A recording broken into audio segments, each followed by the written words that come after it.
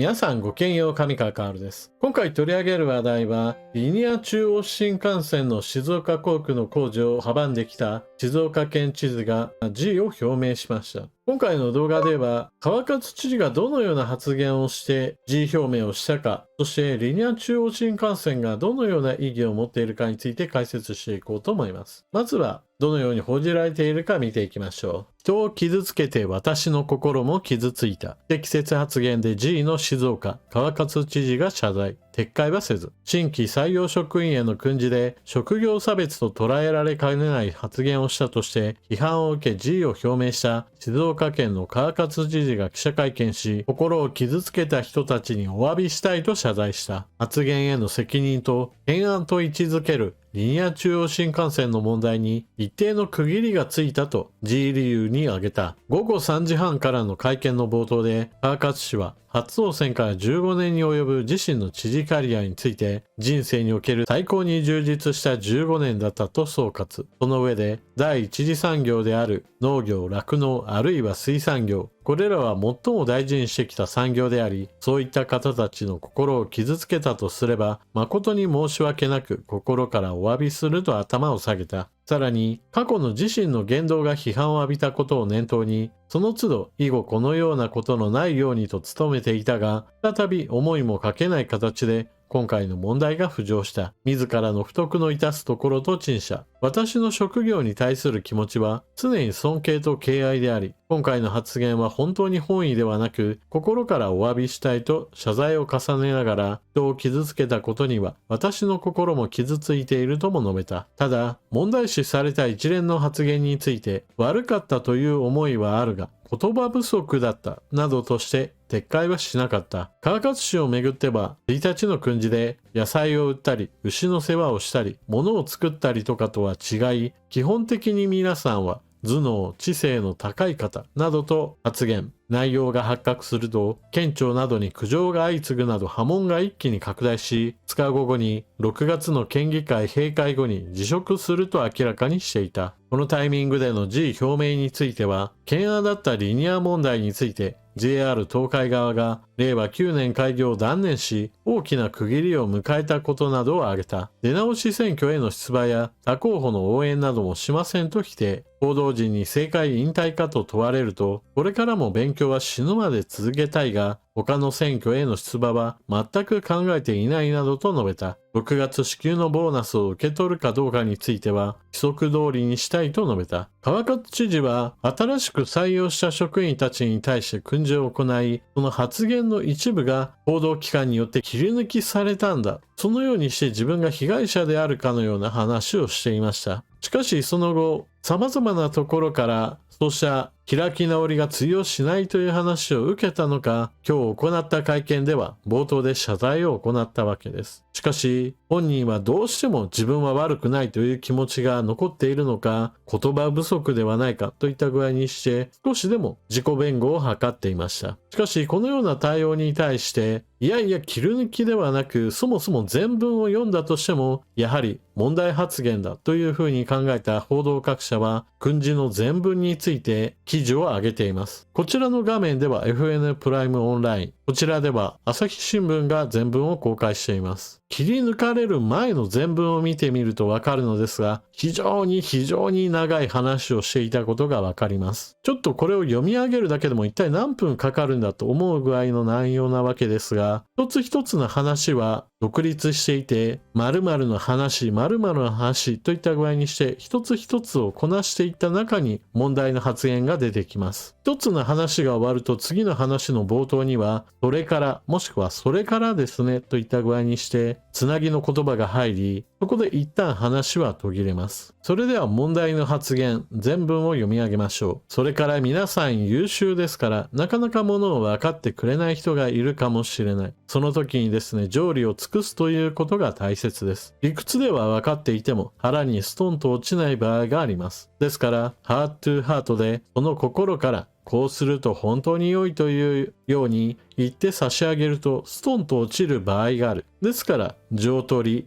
を尽くして自分が正しいと思う信念を貫くということが大切です。そしてですね、そのためにはですね、やっぱり勉強しなくちゃいけません。実は静岡県県庁というのは別の言葉で言うとシンクタンクです。毎日毎日野菜を売ったり、あるいは牛の世話をしたりとか、あるいは物を作ったりとかいうことと違って、基本的に皆様方は頭脳、知性の高い方たちです。ですからそれを磨く必要がありますね。これが川勝知事の問題発言です。この話のまとまりの中で後半で出てきたのが、採用した職員の人たちは、静岡県庁というシンクタンクの中における知性の高い人物たちであり、それと比較対象として野菜を売ったり、あるいは牛の世話をしたり、あるいは物を作ったりといった人たちと違うという話をしています。このようにして全文を見たとしても、やはり問題発言そのものではないかというのは私は明らかだと思います。さて、報道のスタートそれ自体は問題発言だったわけですが、川勝知事はこのような誰かを貶めて一方において誰かを引き立てるといった行動をこれまで基本の考え方としてきました。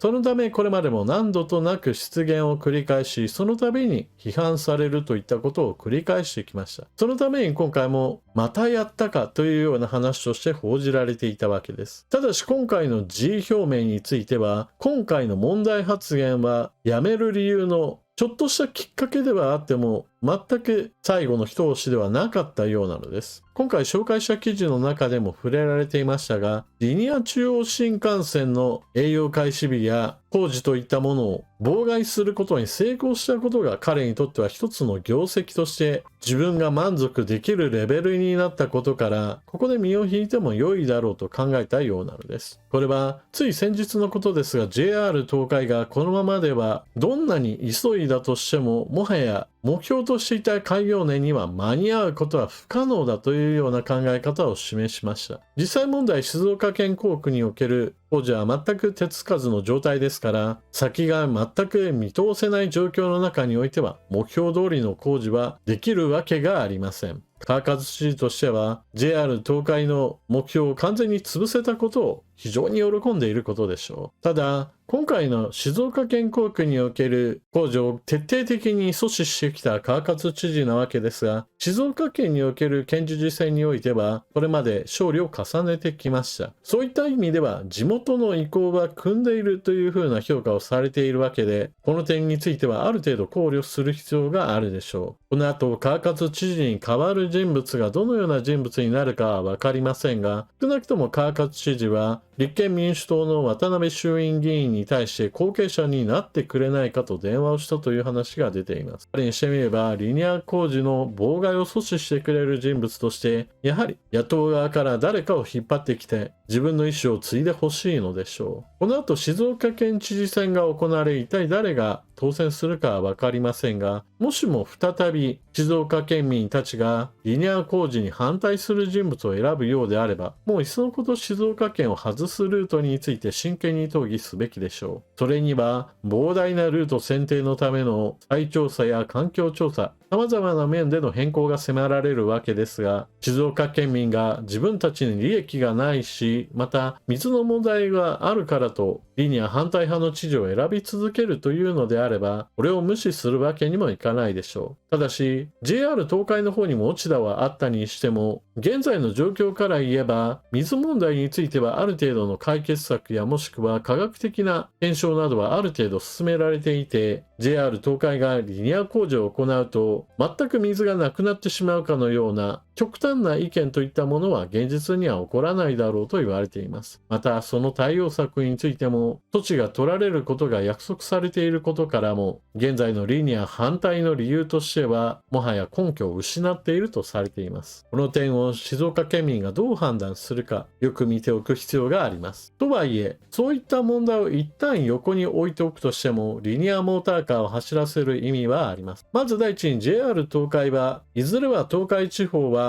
大地震や大津波に襲われる危険性もあるし、建設からもう随分と時間が経ったことからしっかりとしたメンテナンスを行いたい。それであれば1本しかない今の経路というものは非常に脆弱なものであり、もう1本別ルートを築くということが経営環境上にも、また日本の大動脈の一つとしても予備を持っておくことが大事だと訴えています。この問題提起はまさにその通りだと言えるものでしょう。大きな地震や巨大な津波が起こるかどうか、それがいつなのか、どの程度なのかといったものは未来のことなので確定的なものではありませんが、少なくとも国の方針としては、きっと大きな地震も津波も発生しうるという危険性を考えた上で、南海トラフ地震や東南海の地震などについては警鐘を鳴らしています。また、ものすごい当たり前のことではありますが、リニアモーターカーは新幹線よりも技術的にはより高いものが必要ですし、速度も新幹線よりも上です。ですから、基本的には新幹線の上位版だと考えて問題ありません。そして、上位版であるということは、この技術が実際に利用され、実績を積み重ねていくことが、日本国内の利用だけではなく、海外に輸出する可能性をもたらすことも考えられます。そして未来における輸出も念頭に置いた場合において、開発ができました。でも日本国内では走っていません。でも海外に売りますよなんていうことは事実上不可能だと言えるでしょう。まずは日本国内で実際に営業運転を行って、安全性や信頼性について実績を積むこと、そしてそこに携わる多くの人たちが仕事を得て改良が重ねられていくことなどを通して完成度を高めていくことが海外に売り込む際には必須の条件となります。日本においても多額の資金が必要なのに海外で買ってくれるとこなんてあるのかと思われるかもしれませんが、そのような心配はあまり必要ないでしょう。というのも、発展途上の国においては鉄道網が貧弱で高速鉄道を導入したいと考える国々は必ず出てきます。そうした際に在来線を強化するような形での新幹線よりも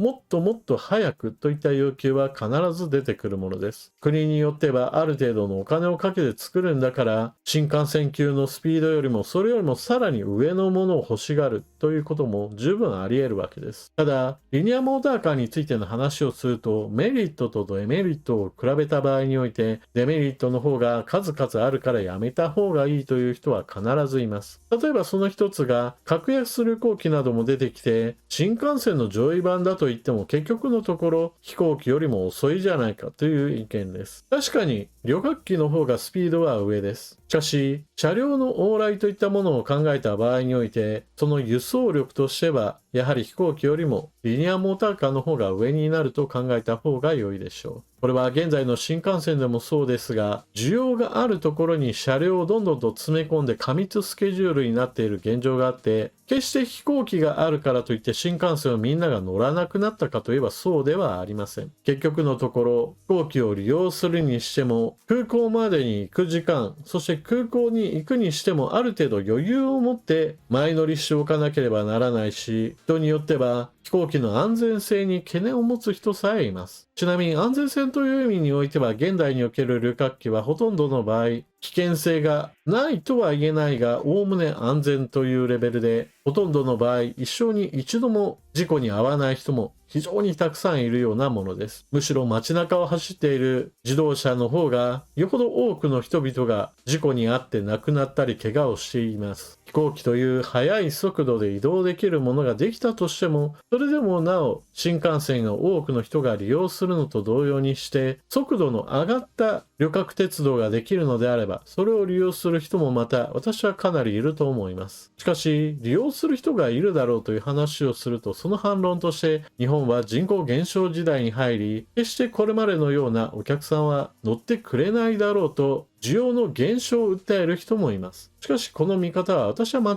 っていると思っています。なぜならば、全体としての人口が減少することと、リニア中央新幹線の走る場所というのが、東京、名古屋、大阪というこの大都市部をつなぐ路線であることが、ちょっと話として噛み合わないのです。人口が減少する最もそのスピードが速いのは地方です。なぜ地方の方が人口が減少するかといえば、それは人が減れば減るほど、それに伴って経済活動が萎縮し、一方で社会インフラの負担はより地方の方が人数が少なる分だけ負担が重くなってきて住みにくくなってしまいます。お客さんとなる人が少ないのですから、医療施設の数が減り、学校施設なども統廃合が進んで、子育てをするにも、日々を暮らすにも、そして商業施設などもやはりお客さんの数が減れば規模が縮小したり、身近なお店が潰れていくといった現象なども避けられません。ですから多くの人たちは田舎に住みづらさを感じて、最寄りの中核都市やもっと都会へと出る傾向を強めることでしょう。人々が集まる場所としては、やはり関東、関西、中部、九州であれば福岡、東北であれば仙台、北海道であれば札幌というような大都市部へと全体としての人口が減る中においても人は移動していくものと考えられます。また、新幹線と比べた場合において、リニアモーターカーの方が高いんだからやっぱり乗る人はいないはずだという人たちもいます。しかし、これもまたちょっと見当違い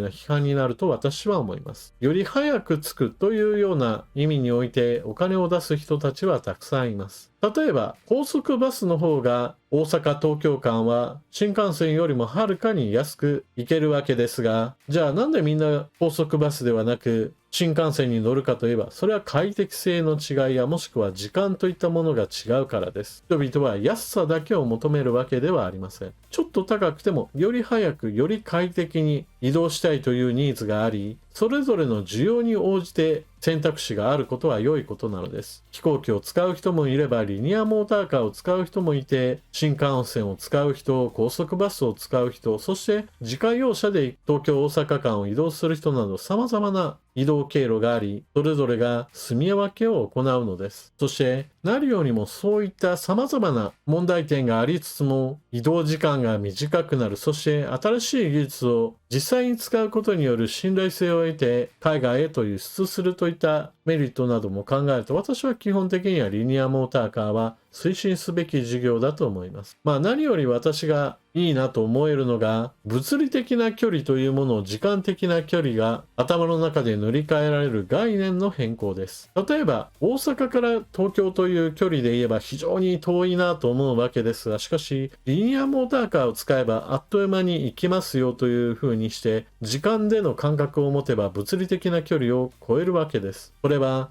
東京の田舎の方に住むよりも大阪から東京駅へと向かうリニアモーターカーの方があっという間に時間的には短くなるといった具合にして、距離が短くても不便なところに住んでいれば到達するまでの時間が長く、一方においてたとえ距離が遠かったとしても移動する手段が違えば東京にいるよりも大阪にいる人の方が早く東京駅に着くといった現象を生み出すこととなるのです。このようにして物理的な距離を時間で考え直すといった考え方は飛行機の時にすでにできているわけですが、それと同じようなことがもっと身近な多くの人々の考えを変えることとなります。そういった意味でも今回の川勝知事の辞意表明というのは、彼としてはリニアモーターカーの工事を妨害し続けることに成功したという思いでしょうが、静岡県知事以外のところではおおむねリニアモーターカーは歓迎されていることを考えれば、静岡が反対し続けるんであればその他の場所を通る、もしくはその他のところから路線を築いていくといった考え方も私は導入すべきだと思います。例えば名古屋大阪間を先にするであるとか、今は存在しないような東京成田空港間をリニアモーターカーでつなぐといったような様々なアイデアを尽くして、ぜひともリニアモーターカーを作っていってほしいものです。というわけで今回の動画はここまで。静岡県の川勝知事が職業差別を丸出しにしたような発言をしたことから大きな批判を受けました。これをきっかけとして辞意表明をしたわけですが、彼の本心としては別に今回の問題発言を理由としての辞任ではなく、リニアモーターカー開業が当初の目標から完全に後ろ倒しになったことを確認して一定の成果を上げたことに満足したようです。次の知事を静岡県民が誰を選ぶのか、そしてその人がどのような政策を持っていくか、今後の焦点はそちらへと移っていきます。あなたは今回の騒動をどのように思われたでしょうか。ぜひともコメントしていってください。それでは動画最後までご視聴いただきありがとうございました。チャンネル登録していない方はぜひともチャンネル登録していってください。そして動画を見終わったら評価ボタンのクリックとあなたの感想、コメントよろしくお願いします。それでは次の動画でまたお目にかかりましょう。またね。